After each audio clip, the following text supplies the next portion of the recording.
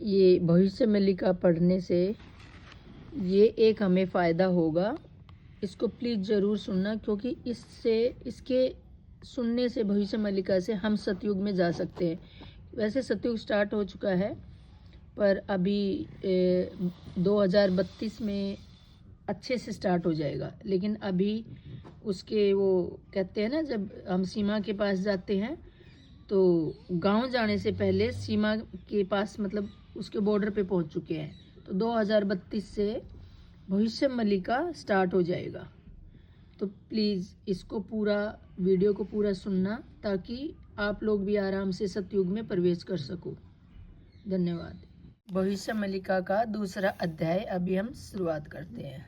सबको नमस्कार। सतयुग, त्रेतायुग, द्वापर युग और कलयुग, इन चारों युगों में भगवान के पंच सखा इस धरती पर जन्म लेते हैं। युग के अंत में भगवान विष्णु द्वारा धर्म संस्थापना के काम में पंच सखा अपना सहयोग देते हैं। युग कर्म खत्म करने के पश्चात भगवान विष्णु गोलोक बैकुंठ को वापस लौट जाते हैं। पंच सखाओं का जन्म भगवान के अंग से ही होता है। हर युग में ये पंच सखा अलग अलग रूपों में पृथ्वी पर अवतरित होते हैं। भविष्य मल्लिका ग्रंथों और पुराणों में यह प्रमाण मिलता है कि सतयुग में इन पंच सखाओं का नाम था नारद, मार्कंडेय, गार्ग, स्वयंभू और कृपाजल। सतयुग के अंत में अपना अपना काम समाप्त कर ये पंच सखा फिर गोलोक बैकुंठ को लौट गए। त्रेता युग के अंत में भगवान श्री रामचंद्र जी द्वारा धर्म संस्थापना के समय इन पंच सखाओं ने फिर से जन्म लिया तथा उस समय उनके नाम थे नल, नील, जामवंत, सुषेण और हनुमान। हालांकि हनुमान जी ने रुद्र अवतार के रूप में जन्म लिया, फिर भी पंच सखाओं में से एक सखा बन श्री रामचंद्र जी द्वारा धर्म संस्थापना कार्य में उन्होंने प्रभु जी की सहायता की। त्रेता युग में भी अपना अपना काम समाप्त करने के बाद ये पंच सखा फिर गोलोक बैकुंठ को वापस लौट गए। पंच सखाओं ने द्वापर युग में भी जन्म लिया और कृष्ण जी के आगमन और उनके द्वारा धर्म संस्थापना के कार्य में उन्होंने अपने हाथ बटाए। द्वापर युग में उन पंच सखाओं के नाम थे दाम, सुदामा, सुबल, सुबाहु और श्रीबच्छ। कलयुग का आगमन हुआ और कलियुग के अंत में लगभग 500 वर्ष पूर्व भगवान के इन पंच सखाओं ने फिर से जन्म लिया। कलयुग में इनके नाम थे अच्युतानंद दास, अनंत दास, यशोवंत दास, जगन्नाथ दास और बलराम दास। इन्होंने कलयुग में निराकार ब्रह्मा जी श्री जगन्नाथ के निर्देश से पृथ्वी पर अवतार लिया और उन्हीं के निर्देश से इस दिव्य ग्रंथ माला भविष्य मालिका की रचना की। भगवान कहते हैं, इस धरती पर जब जब पापों का भार बढ़ता है, धर्म की हानि होती है और सभी लोगों के मन में दया, क्षमा, स्नेह, प्रेम आदि के बदले हिंसा, द्वेष, क्रोध, काम, ईर्ष्या आदि भर जाती है, तब अपने चारों युगों के भक्तों का दुख दूर करने पृथ्वी पर सत्य, शांति, दया, क्षमा और प्रेम की संस्थापना कर धरती माँ का बोझ हल्का करने और दुष्टों के विनाश और संतों की रक्षा करने के लिए मैं इस धरती पर अवतार लूंगा। कलियुग के अंत में कलिक रूप में मेरे आने से पहले ही तुम पंच सखा धर्म को पुण्य स्थापित करने चारों युगों के भक्तों के उद्धार हेतु उन्हें एकीकरण के लिए और उनको भ्रष्टाचार के मार्ग से नित्य सत्य मार्ग पर लाने के लिए भविष्य मालिका ग्रंथों की रचना करो। इसलिए अच्युतानंद दास जी लिखते हैं कि हेतु रईसबा पाई की अच्युत सहस्त्र पुराण कली काल ठारू बलि काल जायन हक कथा टा लेखी केले, अर्थात भक्तों की सोई चेतना को जगाने के लिए महापुरुष ने कली युग से संगम युग तक, संगम युग से सतयुग तक होने वाली सभी बातों की सच्चाई को भविष्य मालिका के रूप में लिख दिया। इसको पढ़ने से कलयुग के भक्तों की चेतना जागेगी और वो भगवान को खोजकर उनकी शरण में जाएंगे। महाप्रभु अनादि आदि कंद हरि जगत के नाथ जगन्नाथ जी ने महापुरुष अच्युतानंद जी दास जी को कमल की एक माला देकर निर्देश दिया था कि जिस स्थान पर इस माला के सभी फूल टूटकर बिखर चुके होंगे उस स्थान पर तुम्हारा साधना पीठ होगा। वे प्रभु जगन्नाथ जी के निर्देश पर आज्ञा माला लेकर पवित्र श्री क्षेत्र में निकलकर बहुत रास्तों के आगे बढ़कर जब ओडिशा के केंद्रपाड़ा जिले में चित्रोपला नदी के किनारे एक पवित्र स्थान नेमाल पहुंचे तो उसी स्थान पर माला से आखिरी फूल टूटकर गिर पड़ा और सारे फूल खत्म हो गए। सांख के अनुसार सत्ययुग में उसी स्थान पर समुद्र मंथन से निकला पद्म फूल भी गिरा था। पद्म फूल भी गिरा था, इसलिए उस स्थान को पद्म वन भी कहा जाता है। महापुरुष अच्युतानंद दास जी ने उसी स्थान पर अपनी साधना आरंभ की और ध्यान मगन होकर सत्य, त्रेता, द्वापर और कली चारों युगों के भक्तों का उद्धार करने के लिए लाख में भी अधिक सांख्य ग्रंथों की रचना की। वही स्थान के बाद में महापुरुष अच्युतानंद दास जी ने के सिद्ध स्थल के रूप में लोगों के सामने आया। अच्युतानंद दास जी ने प्रभु के चरण कमलों में ध्यान करते हुए उस सिद्ध स्थल के बारे में लिखा। श्री अच्युत दास नेपाले निवास पद बने तांक स्थिति प्रभु नंग अज्ञारू अनुभव करी लक्ष्य ग्रंथ लेखयंती सतीश संहिता बास्तरी गीता वंशानु सप्तविंशरे उपवंशानु द्वादश खंड बेनी भविष्य संत खंड रे। अर्थात महापुरुष अच्युतानंद दास जी ने उस पवित्र स्थान पर ध्यान मगन होकर अपनी दिव्य क्षमता के बल पर लाख से भी अधिक जिन ग्रंथों की रचना की उनमें 36 संहिता, 72 गीता, 27 वंशानु चरित्र, 24 उपवंशानु चरित्र और 100 मलिका ग्रंथ भी शामिल है। उनको छोड़कर बाकी चारों पंचसखा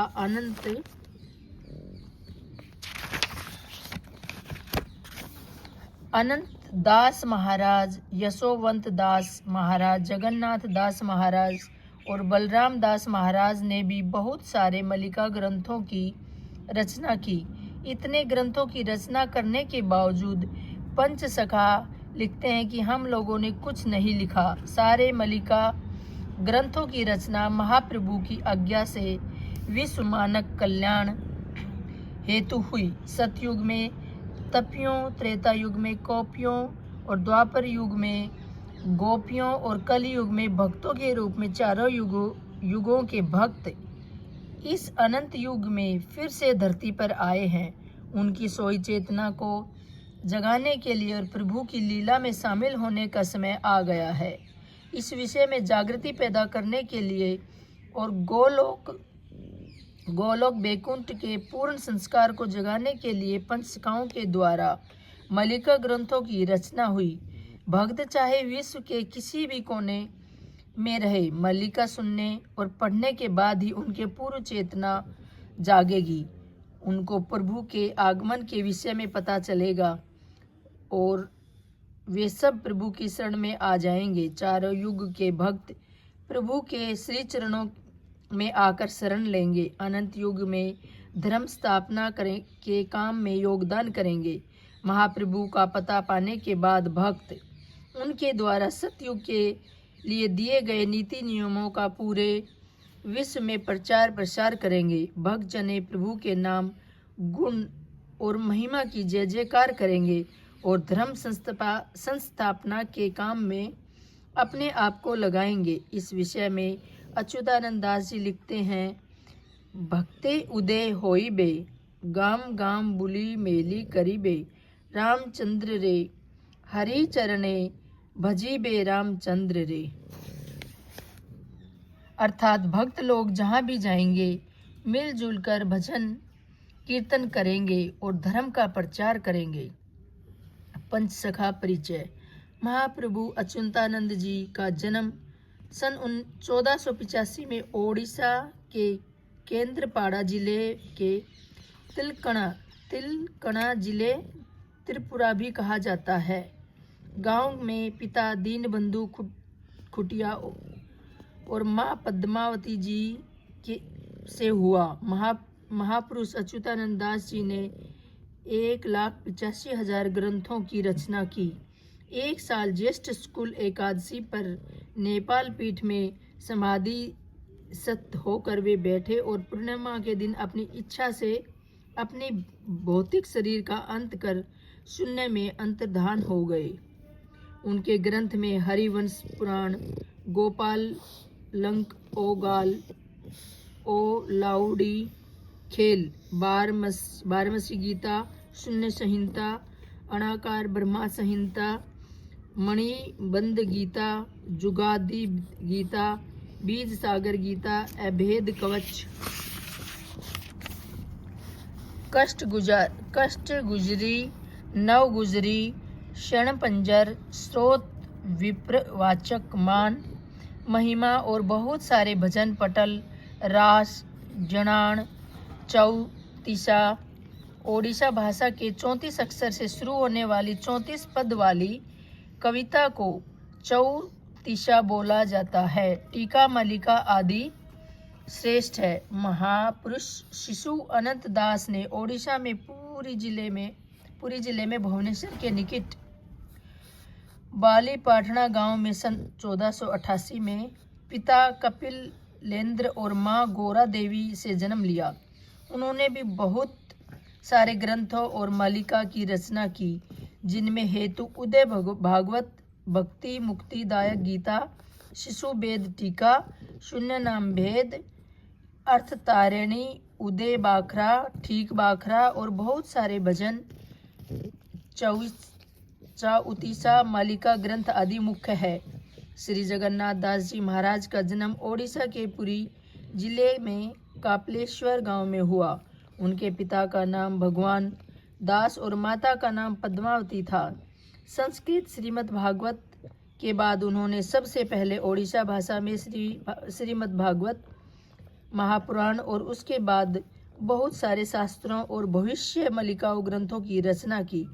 उनके ग्रंथ में प्रमुख है ये शोल, चौपादी, चारी, चौउपादी, तुलाबिगा, दारू ब्रह्मा गीता, दीक्षा संवाद, अर्थ कोयली, मृगणी स्तुति, गुप्त भागवत, अनामय, कुंडली, श्री कृष्ण कपालता, नित्य गुप्त चिंतामणि, नीलाद्रि विलास, कली मलिका तथा इंद्र मलिका ग्रंथ। अनेक उनके शास्त्र ज्ञान और भक्ति पर मंत्रमुग्ध होकर श्री चैतन्य महाप्रभु ने उनको अति बड़ी उपाधि से विभूषित किया था। महापुरुष बलराम दास जी ने ओडिशा के पुरी जिले में चंद्रपुर गांव में सन 1470, कहीं पर सन 1482 भी बताया गया है, में पिता शोषण्यनाथ महापात्र और माँ महामाया देवी के पुत्र के रूप में जन्म लिया। दंड्यता भक्ति, दांडी रामायण, ब्रह्मांड, भूगोल, बाउला, गाई गीत, कमल लोचन, तौतीसा, कांत, कोयली, लक्ष्मणी पुराण, बेड़ा परिक्रमा, सप्तांग, योगासार टीका, ब्रज कवच, ज्ञान चुमुंडनी, चूड़ामणि, गद, ब्रह्म टीका, गद आदि बहुत सारे शास्त्र और मालिका ग्रंथों की रचना की। उनका देहांत पुरी जिले में समगरा पाट नामक जगह पर हुआ। महापुरुष यशोवंत दास जी का जन्म ओडिशा के कटक जिले में ढंग के निकट नदी ग्राम के क्षेत्र वंश में सन 1482 और कहीं कहीं पर 1486 भी लिखा गया है में पिता बलभद्र बलमल और माँ रेखा देवी से हुआ। वह 84 आज्ञा, शिव सवराध्याय, षष्ठीमाला, प्रेम भक्ति, ब्रह्मा गीता, टीका गोविंद चंद्र, करुण रस से भरी हुई कविता होने के कारण यह बंगाल, असम से लेकर उत्तर भारत के बहुत सारे क्षेत्रों में विख्यात है। आदि कई शास्त्रों के साथ साथ बहुत से मालिका ग्रंथों की रचना की। उन्होंने मार्गशीर्ष शुक्ल पक्ष ओडिशा षष्ठी के शरीर त्याग दिया।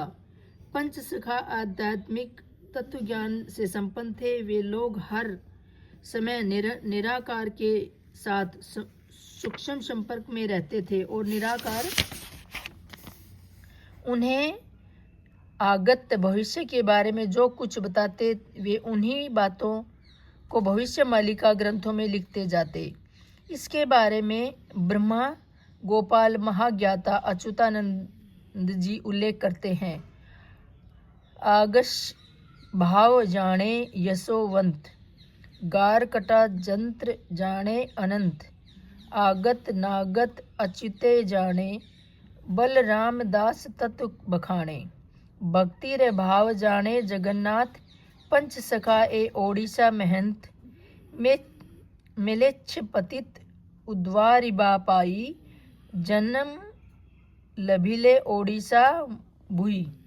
उपरोक्त पंक्तियों का भावार्थ यह है कि पंच सखाओं में से श्री यशोवंत दास महाराज आगमन और निगम के संबंध में सभी बातों को जानने में समर्थ थे।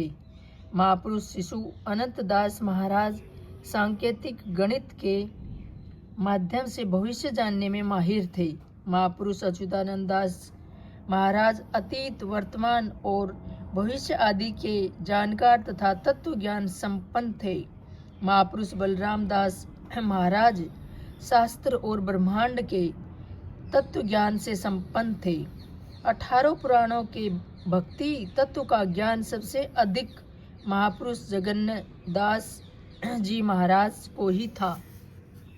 पंच सखाओं ने भविष्य मालिका के माध्यम से जो भविष्यवाणी की है उसमें खास तौर पर श्री जगन्नाथ जी तथा निराकार जी के निर्देश से भक्तजनों का उद्धार, भक्त और भगवान का मिलन, पापियों और दुराचारियों का विनाश तथा दिव्य सत्य युग के आरंभ के विवरण शामिल है। वे सब ही ग्रंथ अभी मनुष्य समाज के लिए संजीवनी है। ब्रह्मांड में महाविनाश का समय अब बिल्कुल निकट आ गया है।